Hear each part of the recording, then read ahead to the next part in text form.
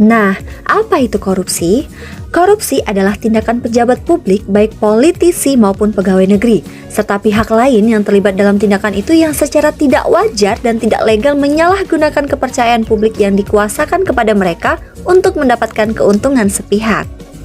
Selanjutnya, ciri-ciri korupsi dilakukan oleh lebih dari satu orang, merahasiakan motif, berhubungan dengan kewenangan tertentu, berlindung di balik pembenaran hukum, melanggar kaidah kejujuran dan makna hukum, serta mengkhianati kepercayaan. Penyebab korupsi menurut BPKBRI ada 4. Yang pertama, aspek individu pelaku korupsi, 2 aspek organisasi, 3 aspek masyarakat tempat individu atau organisasi berada, 4 sistem yang buruk. Berikutnya ada jenis-jenis korupsi. Ada 7 macam jenis korupsi: kerugian keuangan negara, suap menyuap, penggelapan atau penyalahgunaan dalam jabatan, perbuatan curang, benturan kepentingan dalam pengadaan, pemerasan, serta gratifikasi. Ingat, korupsi itu memiliki dampak yang paling besar. Dampak korupsi secara tujuan nasional merugikan negara dan merusak sendi-sendi kebersamaan serta memperlambat tercapainya tujuan nasional. Dari segi tata ekonomi, pemborosan sumber-sumber, larinya modal ke luar negeri, gangguan terhadap perusahaan, gangguan penanaman modal.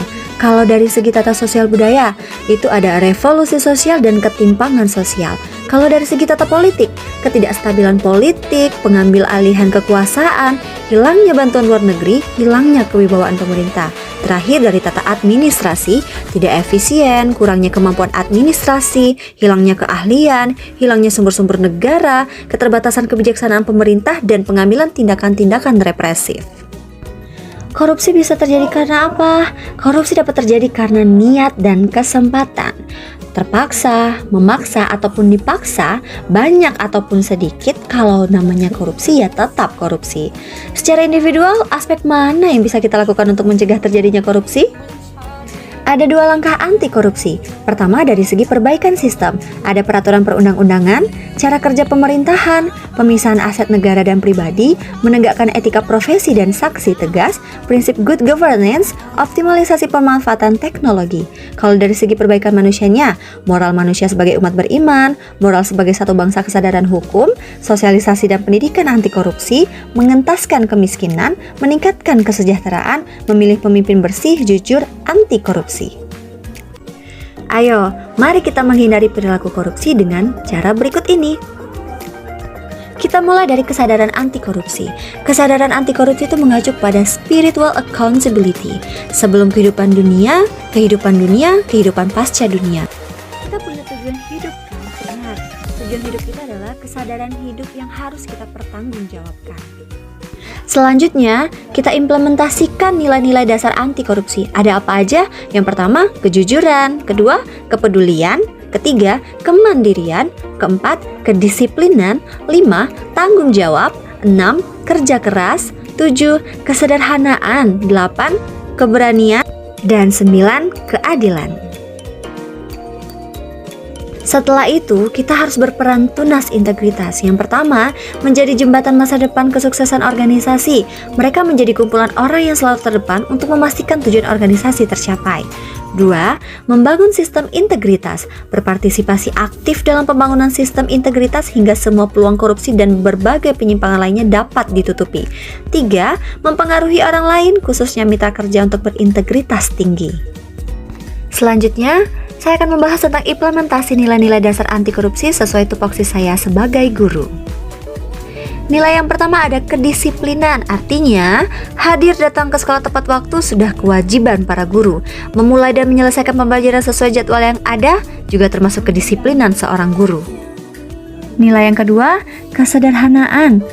Tidak bergaya hidup berlebihan, berpakaian sederhana layaknya seorang guru, bersikap apa adanya tanpa harus meninggi-ninggi. Ketiga, kepedulian. Seorang guru itu harus peduli terhadap lingkungan sekolah, ikut serta dalam acara-acara yang dilaksanakan di sekolah, dan harus peduli terhadap siswa yang memiliki masalah dalam pembelajaran dan dituntun agar menjadi lebih baik. 4. Ada keadilan. Tidak membeda-bedakan siswa, berlaku adil kepada sesama rekan kerja, itu juga tupoksi seorang guru. 5. Tanggung jawab. Bertanggung jawab dengan pekerjaan sebagai guru, memastikan bahwa seluruh siswa ikut belajar ketika pembelajaran dimulai, mengajarkan pelajaran sesuai dengan pelajaran yang diampu. 6. Keberanian.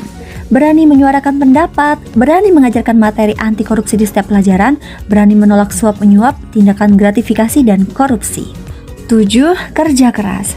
Melakukan pekerjaan dengan semaksimal mungkin, mengajar dengan semangat yang tinggi tanpa mencampurkan masalah pribadi. 8. Ada kejujuran. Seorang guru mengakui kesalahan dan kekurangan yang dimiliki dan terus belajar untuk memperbaiki dan meningkatkan teknik mengajar menjadi lebih baik bukanlah hal yang memalukan. Jadi seorang guru juga harus menanamkan sifat jujur ya dalam dirinya. 9. Yang terakhir, kemandirian. Tidak bergantung pada orang lain, mampu menyelesaikan tugas sendiri dengan baik. Itu tadi 9 nilai anti korupsi. Sebagai warga negara yang baik, kita harus menerapkan nilai-nilai dasar anti korupsi. Apapun pekerjaan yang kita emban, mari kita mulai dari diri kita sendiri untuk menjauhi hal berbau korupsi agar Indonesia bebas korupsi. Terima kasih dan semoga bermanfaat.